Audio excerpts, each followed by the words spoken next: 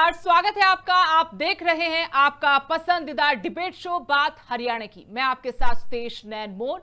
महिला आरक्षण पर महासंग्राम जारी है। हरियाणा विधानसभा के विशेष सत्र का कांग्रेस ने बहिष्कार कर दिया। कांग्रेस का आरोप था कि सरकार महिलाओं के नाम पर राजनीति कर रही है। उधर मुख्यमंत्री ने कांग्रेस को महिला विरोधी बताया।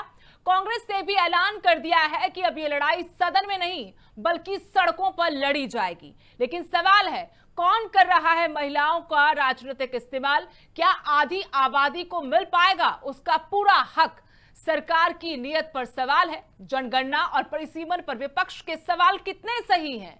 इन सब सवालों पर आगे चर्चा करेंगे। उससे पहले आपको दिखाते हैं स्पेशल रिपोर्ट।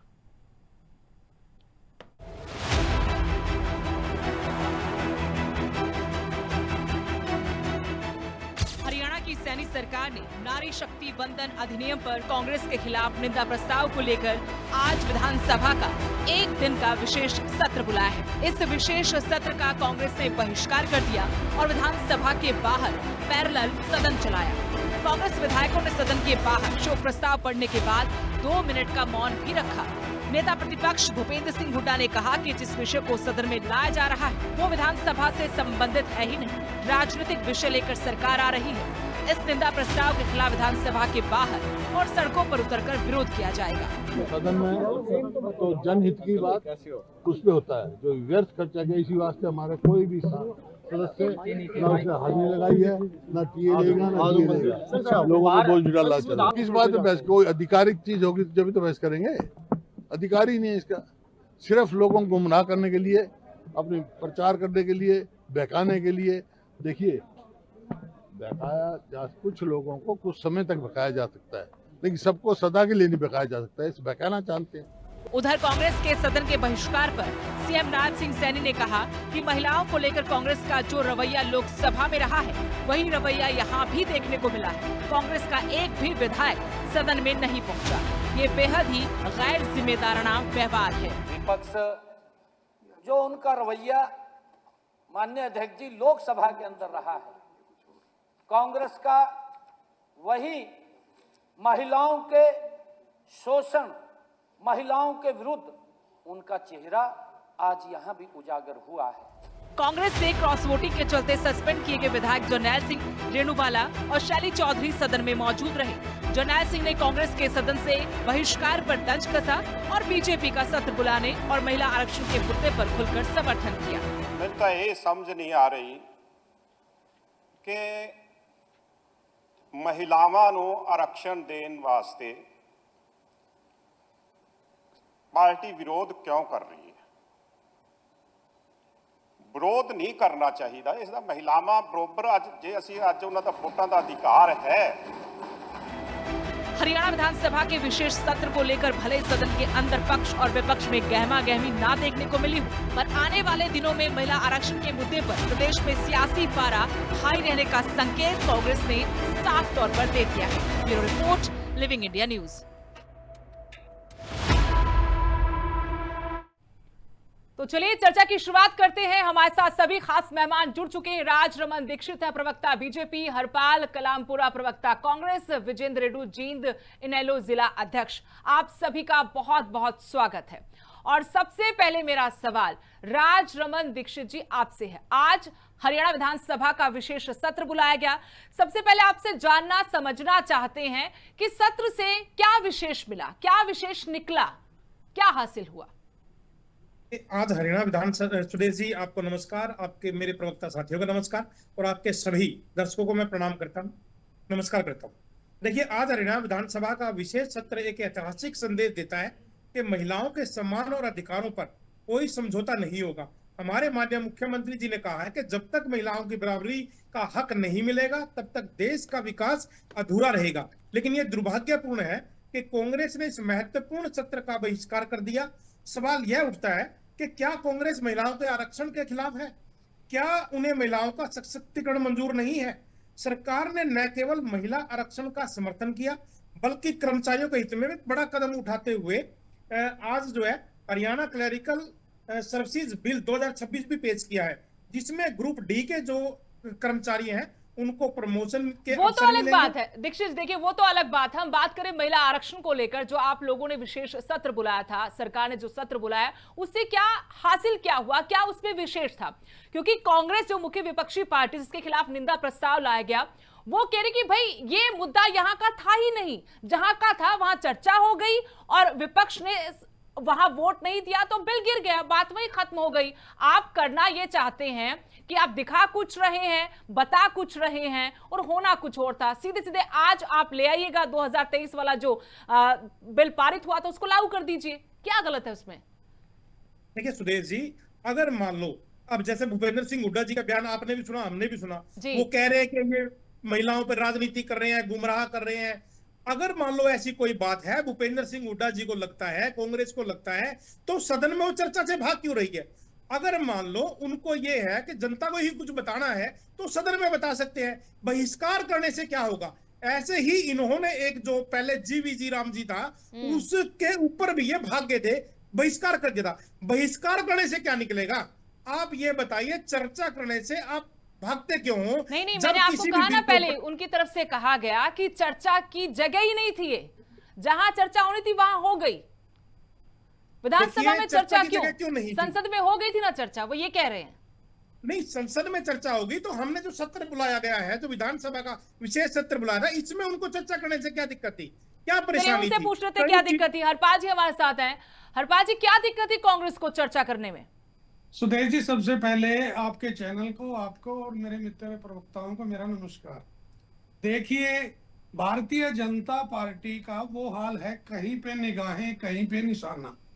ये विषय एक राजनीतिक विषय ये लेके आ रहे हैं विधानसभा के अंदर, लोकसभा के अंदर ये चर्चा हो चुकी है और पूरे विस्तार से चर्चा हुई, वोटिंग हुई, इनका प्रस्ताव गिरा वहां पे। और रही बात महिला आरक्षण की, महिला आरक्षण तो पारित हो चुका है, ये लागू करें।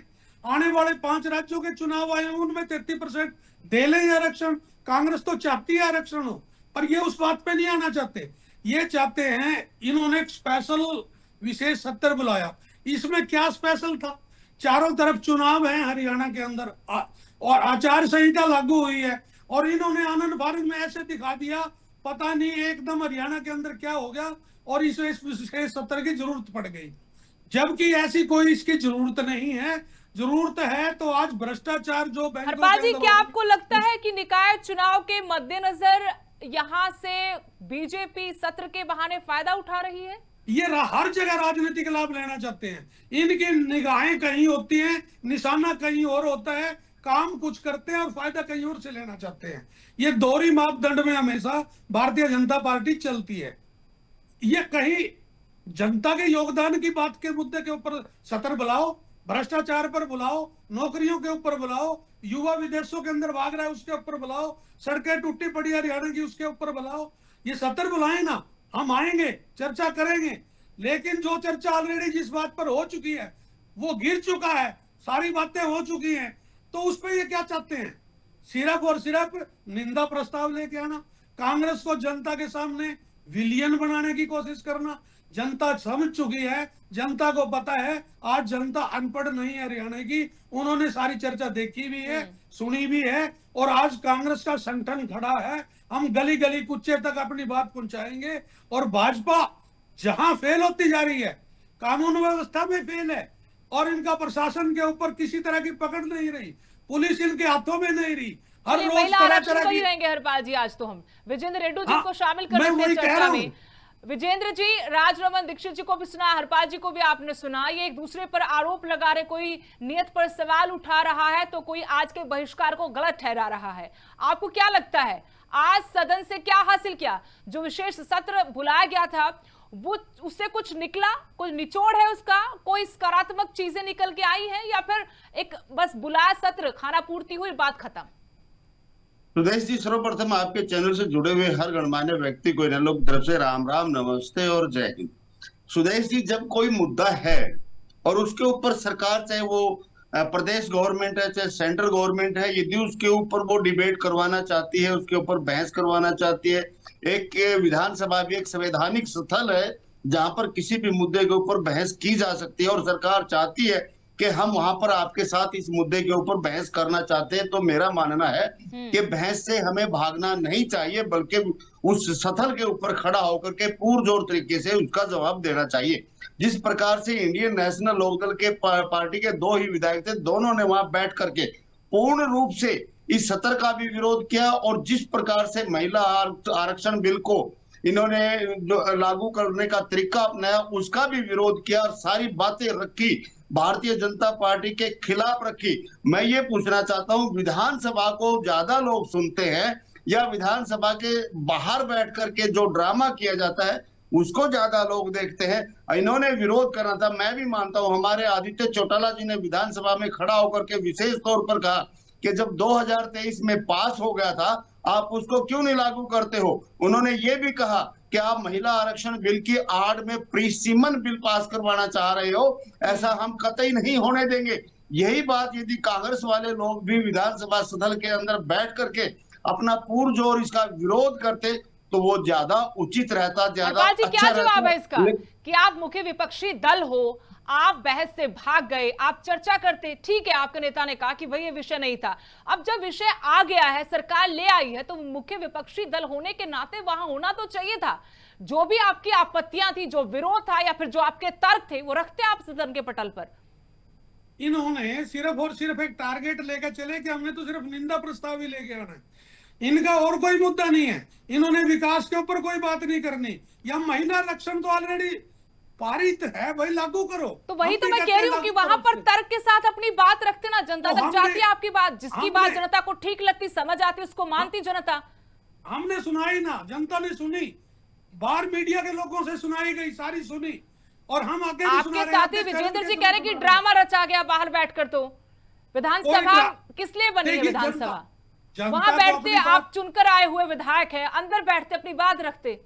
जनता को बताना होता है, जनता को समझाना होता है, सबका अपना अपना तरीका होता है। हमने सुनाया, समांतर सत्र चला के सुनाया, जनता ने आपका विधायक चुने हैं, विधानसभा में बैठ करके जनता की आवाज को उठाने के लिए। भाई, जनता ने विधायक चुना है, विधानसभा में बैठ करके जनता की आवाज को उठाएं, जो गलत काम है उसकी आवाज को उठाएं। आपको इसलिए नहीं चुना कि आप बाहर बैठ करके आवाज उठाएं। विधानसभा अगर जिस प्रकार से इंडियन नेशनल लोकदल पार्टी ने करने का काम किया, आप भी वहां करते बैठ करके विरोध, हमने भी किया, आप भी करते, और ज्यादा मजबूती मिलती। लेकिन ये तरीका विधानसभा से बाहर भागना, ये कोई अच्छी बात नहीं है। लोगों ने विधानसभा में बैठने के लिए आप लोगों को चुना है। हरपाल जी, एक बार जवाब ले लेते हैं विजेंद्र जी से। हाँ जी हरपाल जी, एक बार जवाब लेते हैं जी, बोलिए।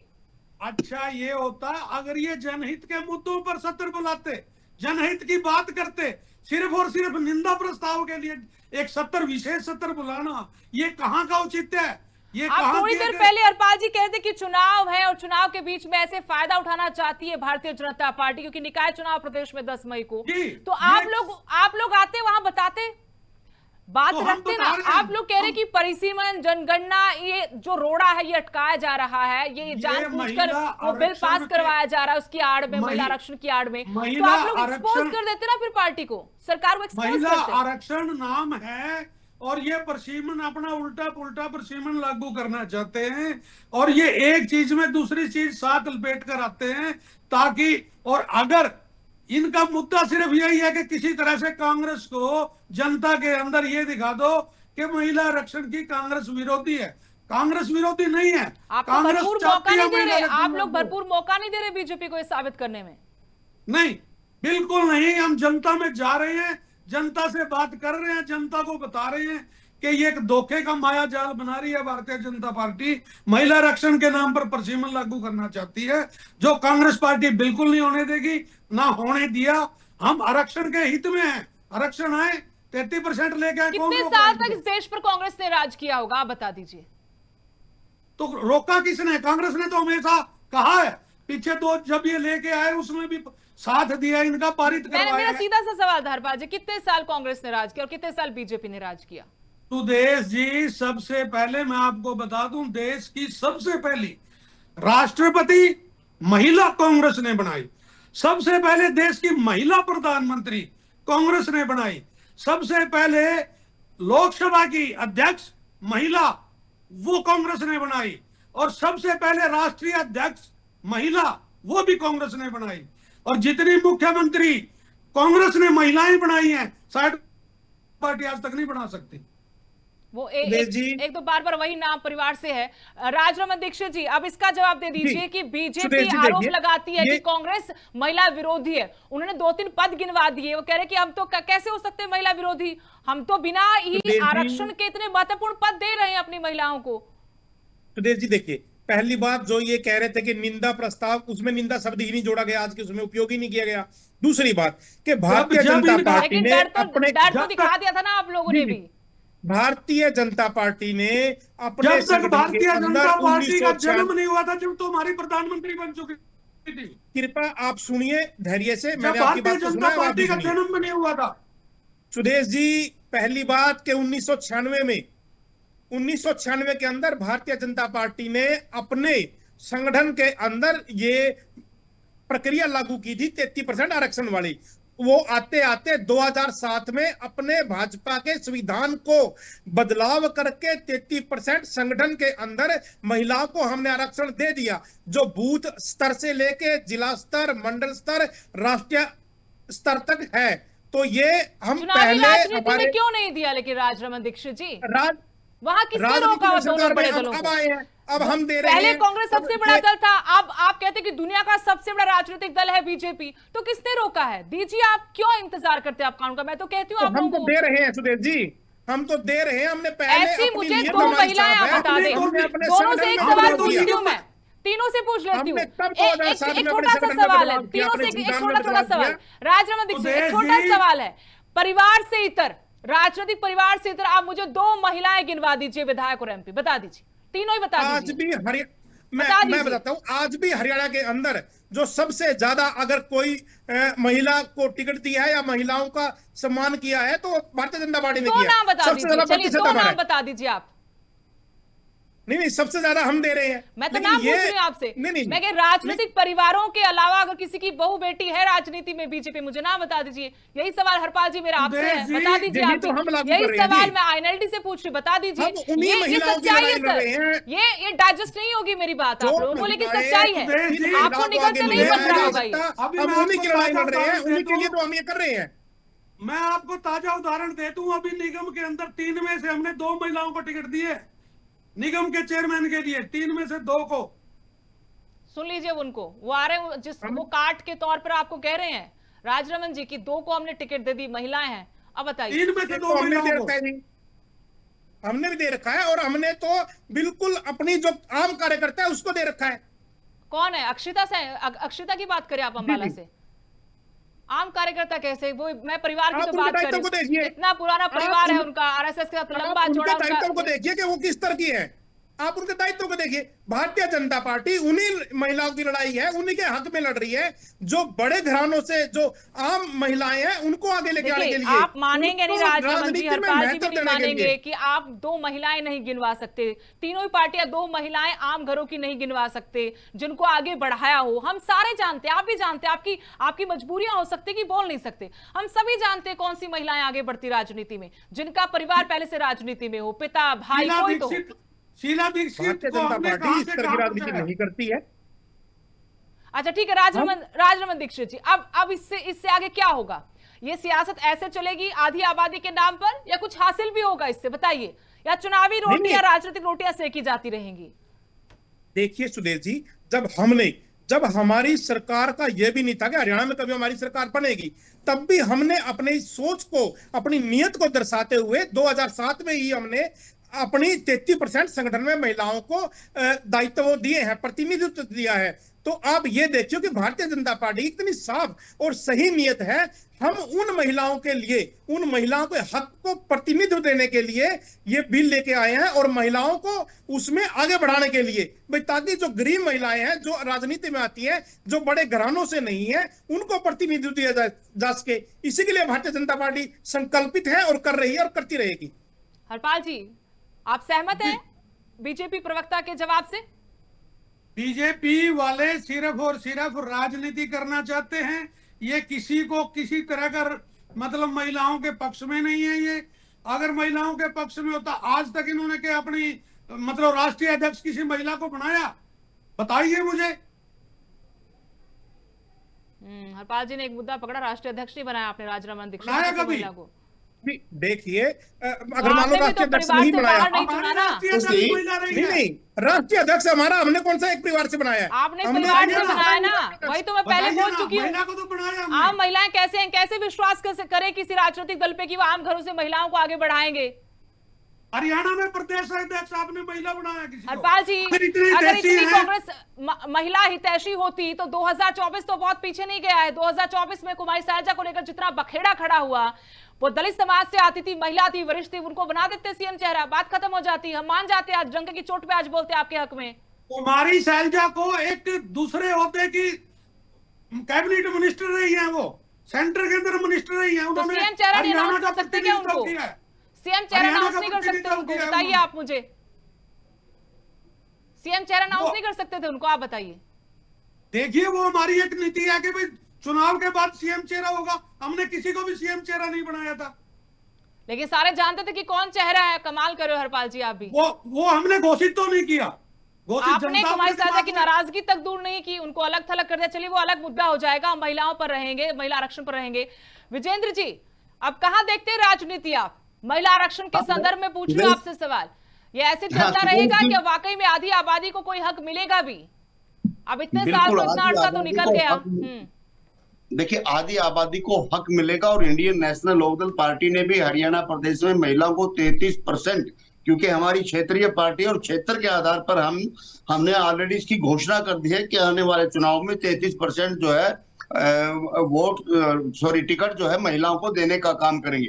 लेकिन मैं ये पूछना चाहता हूं, कांग्रेस वाले हमारे भाई से इन्होंने बहुत सारी महिलाओं को के नाम गिना दिए, इंदिरा गांधी से लेकर के सरोजिनी नायडू तक के नाम गिनवाने का काम किया। लेकिन मुझे ये बताइए, आपने बहुत सारी महिलाओं को उच्च पदों पर बिठाया, मैं इस बात को स्वीकार कर लेता हूं। लेकिन ये बताइए, आम महिलाओं को रिजर्वेशन देने के लिए आरक्षण बिल कब लेकर के आप आए कि पूरी महिला ग्रुप को ही आपने 33% आरक्षण देंगे? इस तरह की कभी आपने प्रयास किया? आपने लगभग 65 से 70 वर्षों तक हिंदुस्तान पर शासन करने का काम किया।